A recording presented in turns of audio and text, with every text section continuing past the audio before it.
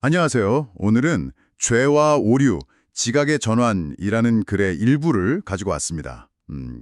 죄와 오류라는 개념에 대해서 아주 흥미로운 시각을 제시하는 글인데요. 네, 이 자료를 보면서 글쓴이가 이 둘을 어떻게 다르게 보고 있는지, 또 이런 구분이 우리 생각이나 뭐랄까 문제 해결 방식에 어떤 영향을 줄 수 있을지 같이 좀 깊이 파고들어 보려고 합니다. 자, 그럼 바로 시작해 볼까요? 우선 이 글이 좀 처음부터 되게 인상적인 말을 해요.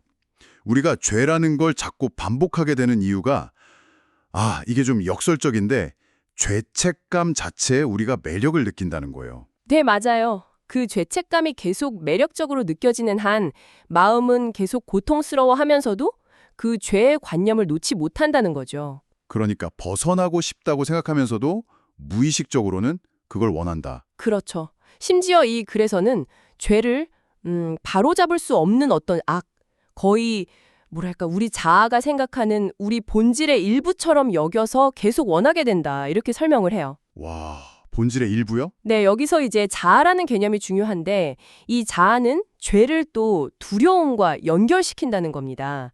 그래서 처벌을 요구하게 만들고요. 처벌을요? 네, 근데 이 처벌이라는 게 사실은 죄책감을 보호하는 또 다른 방식이라는 거예요. 처벌받아 마땅하다는 건 그 죄가 실제로 행해졌어야 한다는 걸 인정하는 셈이니까요. 그렇군요. 처벌이 오히려 죄를 더 실제처럼 만들고 보존하는 역할을 한다. 정확합니다. 죄를 존중하고 그 심각성을 인정하는 방식인 거죠. 결국 우리가 무언가를 진실이라고 믿으면 그걸 원하게 되고 또 놓지 않으려고 한다는 그런 논리예요. 여기서 진짜 더 흥미로운 지점이 나오는데요. 이 글은 만약에 죄가 진짜로 실제한다면 신과 우리 모두 존재하지 않는 게 된다.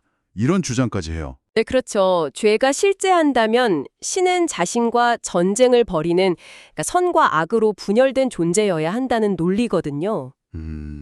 엄청난 이야기네요. 그래서 글쓴이는 차라리 우리가 죄라는 개념 자체를 잘못 이해하고 있다고 생각하는 게 더 쉽지 않겠냐 이렇게 반문하는 것 같아요. 죄에 대한 믿음이 결국 우리 실제가 육체에 갇혀 있다는 믿음과도 연결된다고 보고요. 네, 그래서 이 글의 핵심 주장은 결국 죄는 환상이라는 겁니다. 그 믿음의 기반은 이미 사실 뿌리 뽑혔는데 우리가 그냥 습관적으로 계속 그걸 찾고 있을 뿐이라는 거죠. 근원이 제거됐으니 오래 갈 수는 없다고 봐요. 죄는 환상이다. 그럼 죄와 대비되는 개념으로 제시된 오류는 어떻게 다른가요? 글에 따르면 오류는 죄와는 달리 전혀 매력적이지 않다고 해요.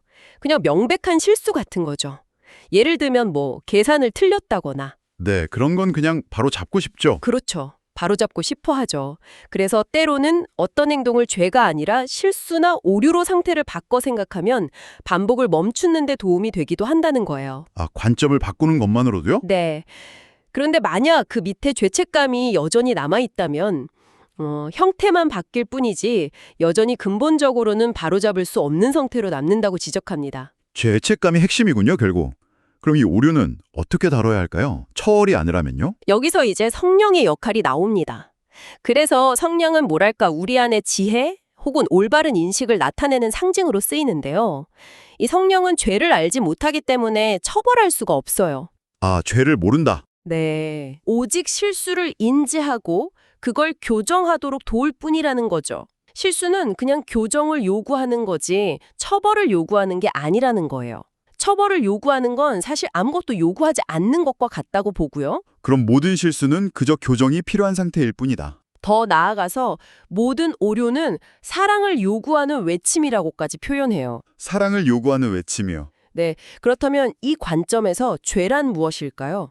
바로 숨기고 싶은 오류 또는 도움을 요청하는 외침인데 남들이 듣지 못하게 하려는 그런 시도라고 재정의할 수 있는 거죠. 와, 도움이 필요한 외침인데 숨기려 한다. 정말 흥미로운 정의네요. 그러면 이 모든 이야기가 우리 삶, 실제 생활에 어떤 의미를 가질 수 있을까요? 성령은 우리가 시간 속에서, 그러니까 이 현실 속에서 오류를 보고 교정하도록 돕는다고 해요. 그리고 이 교정이 완료되면 시간은 영원으로 이어진다. 이런 식으로 표현하는데요. 네. 반면에 죄에 대한 믿음은 이 잘못은 영원히 변하지 않는 거야. 이런 식으로 인식이 불변한다고 주장하면서 마음이 이런 변화와 치유의 과정을 따라가는 걸 방해한다는 거죠. 결국 이것도 인식의 전환이 핵심이네요. 맞습니다. 죄 대신에 오류를 보게 되면 그제야 교정과 치유가 가능해진다는 거예요. 다른 사람의 잘못을 볼 때도 이게 적용될 수 있겠군요. 물론이죠. 다른 사람을 그 죄라는 믿음, 그 낙인에서 풀어주는 것. 그들의 행동을 오류, 즉 교정이 필요한 부분 혹은 도움을 요청하는 외침으로 봐주는 것이 그들이 실수를 극복하도록 돕는 진짜 길이라고 말합니다. 관계 안에서의 치유. 네, 이 글은 관계의 중요성을 아주 강조하는데요. 우리의 관계가 치유의 성전이 될 수 있다는 거예요. 우리가 형제를 나 자신처럼 바라보고 서로를 분리시키는 그 죄라는 관념을 놓아줄 때 가능하다고 말합니다. 그렇군요. 만약 우리 자신이나 다른 사람의 잘못을 처벌받아야 할 죄가 아니라 교정이 필요한 오류로 본다면 세상을 보는 방식, 사람들과 상호작용하는 방식이 정말 많이 달라질 수 있겠네요. 네, 엄청난 변화를 가져올 수 있는 관점이죠. 오늘 저희는 죄와 오류, 지각의 전환이라는 글의 일부를 통해 죄와 오류를 구분하는 독특한 관점을 살펴봤습니다.